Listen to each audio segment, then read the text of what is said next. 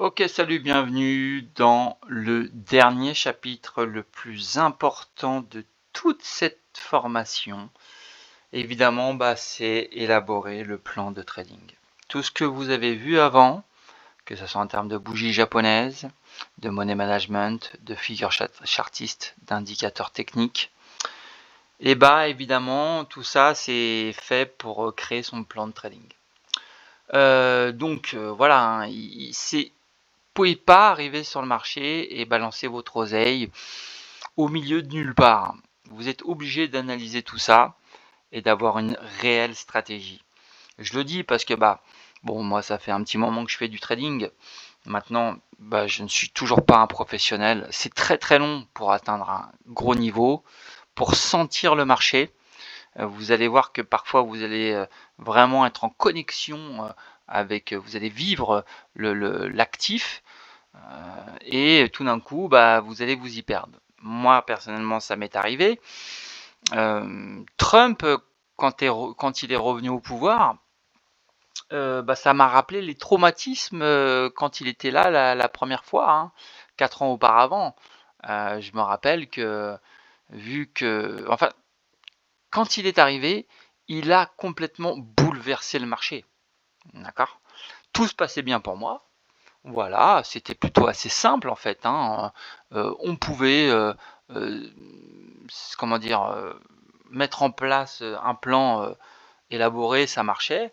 Et puis lui, quand il est arrivé, il a tout balayé quoi, hein. Pourquoi? Parce que, il passait pas par les médias traditionnels pour faire ses annonces économiques et tout d'un coup, le marché réagissait fortement et on ne comprenait pas pourquoi, vous voyez? Donc bon, heureusement que j'avais des plans de trading qui ont préservé mon capital. Certes, je ne gagnais plus, mais au moins je préservais mon capital. Vous voyez ce que je veux dire? Donc voilà, le plan de trading, ça sert à ça. C'est fait pour se protéger tout simplement. Parce que c'est de l'argent, c'est important, hein. Donc voilà, il faut en premier lieu trouver votre style. Est-ce que vous voulez faire du scalping, du day trading, du swing trading ou de l'investissement long terme? Je vous avouerai que on commence par l'investissement long terme. Ensuite, on commence à faire du swing, hein, ceinture verte, ceinture bleue, ceinture rouge, ceinture noire, le scalping. Scalping, voilà, c'est prendre des positions sur quelques minutes, quelques secondes même, hein, donc ça demande quand même, voilà, c'est sur 1 minute, sur 5 minutes, sur 15 minutes. Le day trade, c'est sur 15 minutes, 1 heure, 4 heures. Le swing, ça sera sur 1 heure, 4 heures, parfois sur des jours entiers. Et le long terme, parfois ça peut être sur des années même. Okay, donc il est important de trouver un petit peu son style sur lequel vous êtes le plus à l'aise. Ne sautez pas les étapes, si je puis dire. Et trouver son style, ça peut parfois être un peu long aussi. Donc, point important, vous spécialiser sur des valeurs et des produits précis permet d'augmenter considérablement vos chances de succès. Moi aujourd'hui, personnellement, je me spécialise dans le CAC, je me spécialise dans le DAX et je me spécialise dans le Dow Jones. Voilà mes 3 actifs sur lesquels je trade. Tout ce qui est Nasdaq, SPX 500, le pétrole, c'est bon, il m'a trop mis de tarte dans la gueule. J'ai décidé d'arrêter de le trader parce que c'est trop violent pour moi. J'aime bien trader l'or aussi parce qu'il est un petit peu plus mou. Voilà, il est un peu plus cool, un peu plus tranquille, un peu plus prévisible, je dirais. Mais le Nasdaq, parfois, il réagit comme de la crypto-monnaie. Ça peut aller très très très vite, hein. La volatilité est parfois très surprenante et ça peut atteindre votre stop hyper rapidement. Donc voilà, il faut trouver les actifs qui vous correspondent le mieux, trouver votre style qui vous correspond le mieux. C'est évidemment déterminant dans votre réussite. Donc comment construire votre plan de trading? Pour cela, voilà, déjà c'est analyser un actif avant d'intervenir, hein, définir la tendance comme on l'a vu un petit peu avant.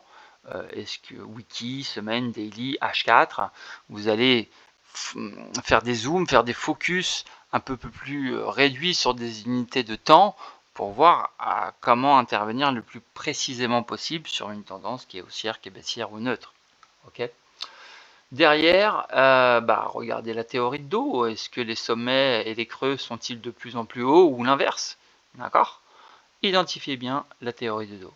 Ensuite, faire vos tracés, d'accord? Tracer les niveaux, support, résistance, les zones de polarité. Évidemment, ça va être des zones clés d'intervention.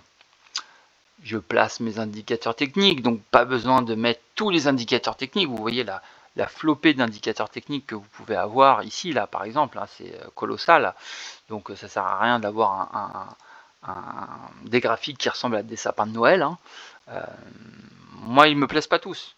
J'aime bien le RSI, j'aime bien évidemment les volumes, voilà, et Fibonacci, ça par contre si vous ne le mettez pas, vous allez avoir des grosses surprises, donc mettez au moins Fibo, RSI, voilà, et faire vos tracés de tendance. Maintenant, les moyennes mobiles aussi si vous voulez, bien sûr. Derrière, il va y avoir investir, déterminer son point d'entrée. Y a-t-il un signal fort? En zoomant en 1 heure, en 30 minutes, voire en 15 minutes, je vais attendre un signal précis dans la zone définie. Donc là, par exemple, je vais vous montrer quelque chose. Boum. Concrètement, voilà. Donc là, on est sur le DAX. J'ai fait mes tracés. Ici, j'ai ma zone de support importante. À chaque fois que ça touche ici, ça rebondit. Et ici, j'ai ma résistance. D'accord? À chaque fois qu'il vient là, boum, il redescend. D'accord? Donc là, qu'est-ce qui se passe? Il se passe que là, on est le 29 août, c'était hier, donc c'était vendredi 29 août. Il est venu même grappiller en dessous, toucher mon support. Donc normalement, il devrait rebondir. Ok. Maintenant, c'était vendredi 29. Je voulais pas prendre position et faire ce qu'on appelle un overweek. Parce qu'évidemment, quand vous avez le week-end, il peut se passer un millier de choses dans le week-end. Trump, il peut mettre des droits de douane, etc. Et ça peut faire chuter le marché, etc. Enfin, voilà. Donc, j'aime pas, moi, trader le vendredi. J'aime pas trop trader le vendredi soir, en tout cas, prendre position et faire des overweek. Et j'aime pas aussi trader le lundi, parce que le lundi, c'est un petit peu branle-ballant. C'est là où comment dire, la bourse prend un petit peu sa tendance. Donc lundi, par contre, je vais bien regarder, voir s'il n'y avait pas une bougie intéressante qui me dit, voilà, du style avalement haussier, du style pendu ou marteau, qui me dit, voilà, c'est un signal fort pour prendre position et me dire, il ne va pas descendre plus et je peux commencer à investir. Mais si on regarde bien, là, je peux mettre mon Fibonacci ici, parce qu'il n'a pas été mis. Hop là. Donc là, je vois qu'il a retracé à 50%. D'accord. Donc il est sur la ligne des 50%. Ok. D'accord. De toute la hausse, d'abord, il a fait les 23. Ensuite, il a dépassé un petit peu les 38, mais il a rebondi légèrement. Et là, sur les 50, pareil, il a rebondi aussi. Et là, il commence à creuser, vous voyez? Vous voyez là comment il commence à creuser? D'accord? Donc à chaque fois, il n'y a pas de souci. Hein? Il a rebondi ici, ok. Il a rebondi ici, ok. Même il a un peu dépassé, franchement, c'était pas évident à trader. Derrière, par contre, sur les 50 ici, il a grave rebondi, ok, super, mais pas un rebond de fou. Et là, il enfonce. Il enfonce, il va aller chercher certainement les 61,8 de Fibo. Donc là, je vais être en observation lundi, puisqu'il a cassé ma zone, d'accord? Je vais aller voir s'il ne va pas aller me rebondir sur les 61% de Fibo. C'est de fortes probabilités. D'accord? Même il peut aller sur les 73, hein, ici. Hein. Ok? Bon, je pense que là, sur 61, là, regardez, on a des zones qui peuvent être intéressantes à trader. Là, ok? Forcément, il va y avoir une réaction ici sur les 61. D'accord? Je l'ai noté ici.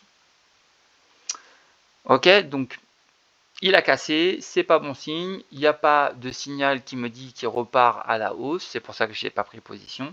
Donc je vais attendre de voir qu'est-ce que fait le marché pour lundi. Et s'il atteint 61,8, est-ce qu'il n'y a pas une bougie daily? Vous voyez, parce que là, la bougie daily, elle est dégueulasse hein, sur les 50. Hein. Je vois pas une bougie de retournement de tendance. Est-ce que le RSI me dit quoi là? Bah, pour l'instant, il n'y a pas de retournement, d'accord, de divergence baissière sur le RSI. Allez voir à quoi ça ressemble les divergences baissières, ça peut être intéressant. Ah, j'arrive pas à le remonter, voilà, hop là. Donc là, clairement, moi je vais attendre les 61,8 de Fibo, voir s'il n'y a pas un signal fort, une bougie intéressante de retournement de tendance. Vous avez compris? Ok. Donc c'est tout ce que je vous mets là en fait. Hein. Le timing, c'est primordial. Donc patience, parfois il faudra attendre plusieurs heures, jours ou semaines afin d'améliorer au maximum son point d'entrée. Considérez-vous comme un surfeur. Si vous avez raté la vague, ce n'est pas grave. Ne vous faites pas appeler par le FOMO, c'est-à-dire le mouvement part, et sans vous, alors vous investissez, vous êtes en retard, et en fait, vous n'êtes pas bon dans votre money management. D'accord. Donc voilà, la théorie d'Elliott, etc. Bon, je vous invite à finir, donc placer un ordre, etc. C'est dans une vidéo que j'ai mis un peu plus haut. Donc voilà, il faut vraiment se faire un plan de tendance, trouver son style, se spécialiser dans un domaine, savoir analyser les actifs, affiner son timing, respecter son money management. Voilà. Et là, vous allez prendre du plaisir à trader. D'accord? C'est tout. Je vous souhaite bonne chance sur les marchés financiers et à bientôt. Au revoir.